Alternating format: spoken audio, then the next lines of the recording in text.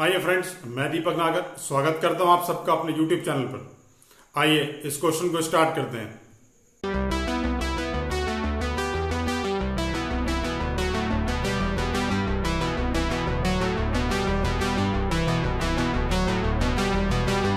Question number 36 देखेंगे। Topic का नाम है not for profit organisation, D K Goyal class 12 की बुक में से। आइए देखें क्वेश्चन में क्या दे रखा है।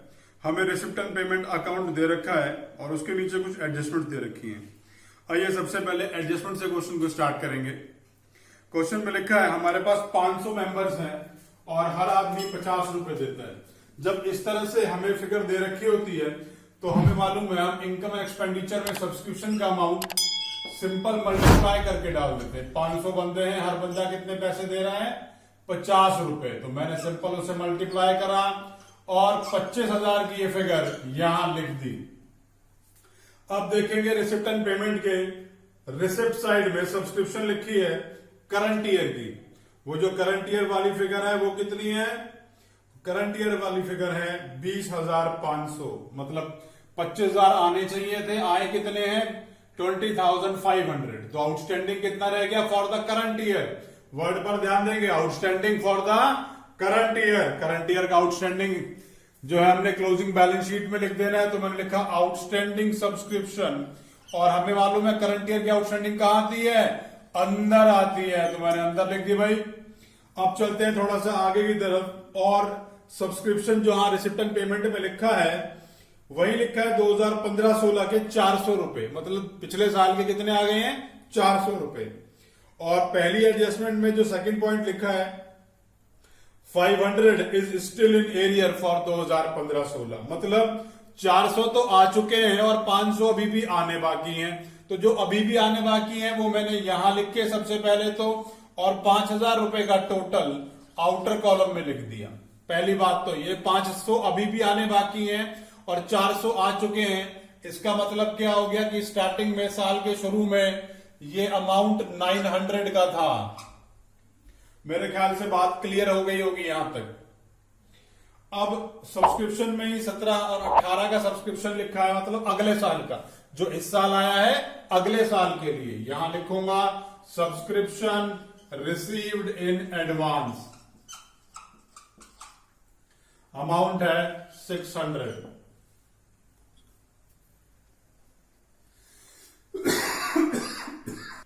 आइए सेकंड एडजस्टमेंट देखेंगे। सेकंड एडजस्टमेंट लिखी है 1,000 for salary is outstanding. Salary के अभी भी 1,000 रुपए देने बाकी हैं। तो सबसे पहले तो उसको लायबिलिटी साइड में लिख लेता हूं क्लोजिंग बैलेंस शीट की। Outstanding salary 1,000। अब देखता हूं पेमेंट साइड में क्या कोई सैलरी का खर्चा दिया है। हाँ जी, पेमेंट साइड में मैंने सैलरी का खर्चा दिया है। तो मैंने लिखा टू सैलरी 5,500। ये फिगर रिसिप्ट एंड पेमेंट से देखी है मैंने। अब सैलरी की एडजस्टमेंट क्या? इस साल के 1,000 रुपए देने बाकी हैं तो मैंने प्लस कर लिया outstanding salary. At the end है इसलिए प्लस हो गया। इस साल का खर्चा है तो मैंने प्लस करके ये यहां लिख दिया। आइए थोड़ा आगे चलते हैं। बिल्डिंग की वैल्यू दे रखी है 50,000 और उस पर डेप्रिसिएशन की बात कर रखी है 5%। तो बिल्डिंग तो एसेट है तो वो तो यहां आएगा नहीं, वो तो बैलेंस शीट के एसेट में आएगा। लेकिन उस पर डेप्रिसिएशन जितनी चार्ज होगी वो मैंने यही शो कर देनी है। तो डेप्रिसिएशन ऑन बिल्डिंग 50,000 का 5%, 5/100, 2,500। आइए इसे बैलेंस शीट्स में डाल लेते हैं। ये सबसे पहले क्लोजिंग बैलेंस शीट में आएगा बिल्डिंग 50,000। उसके बाद ये मैंने क्लोजिंग बैलेंस शीट में भी डाल दिया बिल्डिंग 50,000 लेस डेप्रिसिएशन 2,500, और ये टोटल वैल्यू 47,500 मैंने ये यहां लिख दी। आइए अब लास्ट एडजस्टमेंट देखेंगे। Interest on investment is accrued for 5 months. हमने ऊपर पेमेंट साइड में 12% इन्वेस्टमेंट की परचेज करी है और उसका अमाउंट है 20,000 रुपए। तो उसके ऊपर एक्रूड इंटरेस्ट का अमाउंट कैलकुलेट करना है, क्योंकि जो है इंटरेस्ट ऑन इन्वेस्टमेंट कहीं आया नहीं है।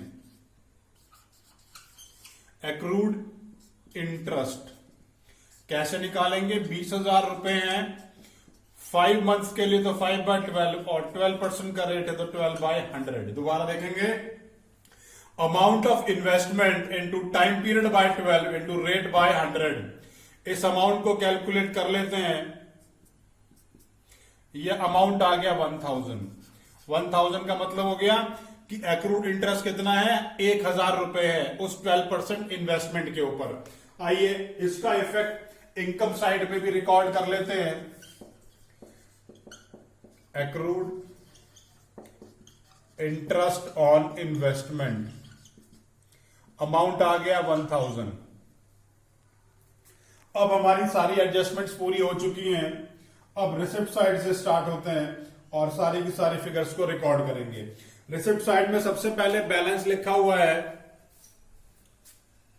तो मैंने उसे लिख दिया कैश बैलेंस।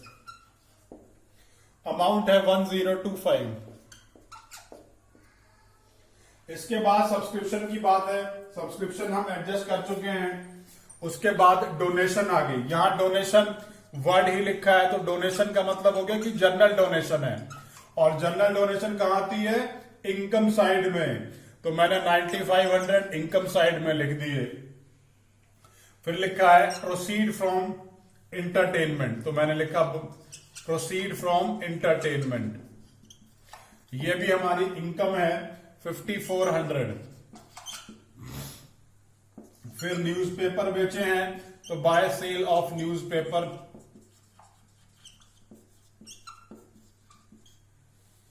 अमाउंट है 450। और इस तरीके से करके रिसिप्ट को हमने पूरा कर लिया है। अब आइए पेमेंट की तरफ चलेंगे। अब सैलरी तो हमने लिखी दी है, उसके बाद है जनरल एक्सपेंसेस, तो मैंने लिखा 2 जनरल एक्सपेंसेस। अमाउंट है 800।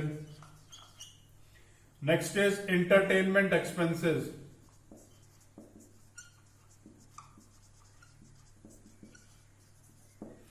अमाउंट दे रखा है 3500। नेक्स्ट इज न्यूज़पेपर का खर्चा लिखा है, तो मैंने लिखा 2 न्यूज़पेपर।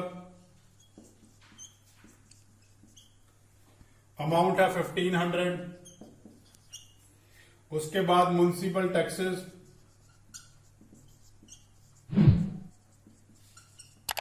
म्युनिसिपल टैक्सेस का अमाउंट है 500। उसके बाद चैरिटी। चैरिटी भी हमारा रूटीन वाला खर्चा है, रेवेन्यू एक्सपेंस है। उसके बाद 12% इन्वेस्टमेंट लिखा है। 12% इन्वेस्टमेंट मेरे लिए एसेट है, बैलेंस शीट में लिखूंगा।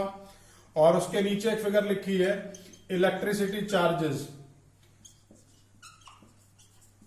तो इलेक्ट्रिसिटी चार्जेस को मैं यहां लिख देता हूं। और अब इन्वेस्टमेंट को जरा एक बार बैलेंस शीट में डाल लेता हूं। ये क्योंकि इस साल करी है, तो इसका इफेक्ट क्लोजिंग बैलेंस शीट में आएगा। इन्वेस्टमेंट्स 12% इन्वेस्टमेंट अमाउंट है 20,000। और कैरेट डाउन मतलब कैश और बैंक का बैलेंस हमारे पास दे रखा है 1175। आइए सबसे पहले ओपनिंग बैलेंस शीट की टोटलिंग कर लेते हैं। 51925। और क्योंकि इस साइड तो कोई टोटल है नहीं, तो यही सारा का सारा मेरा कैपिटल फंड के नाम से मैं इसे यहां पर लिख दूंगा। 51,925। 51,925। अब जो कैपिटल फंड आया इसको मैंने यहां लिख दिया 51,925।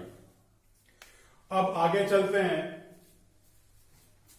और इनकम साइड का टोटल करते हैं। इनकम साइड का जो हमारा टोटल आएगा वो आएगा 41,350। और क्योंकि यही टोटल बड़ा है तो ये मैंने दोनों तरफ लिख दिया 41,350।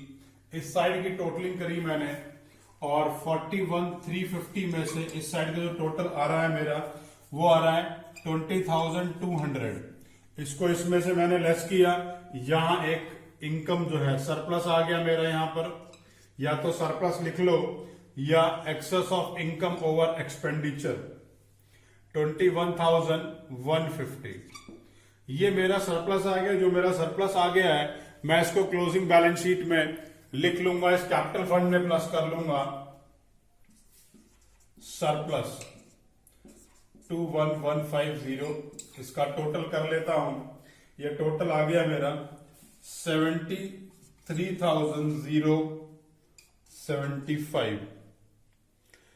इस साइड की टोटलिंग कर लेते हैं 74,675 और इस साइड की भी टोटल कर लेते हैं 74,675।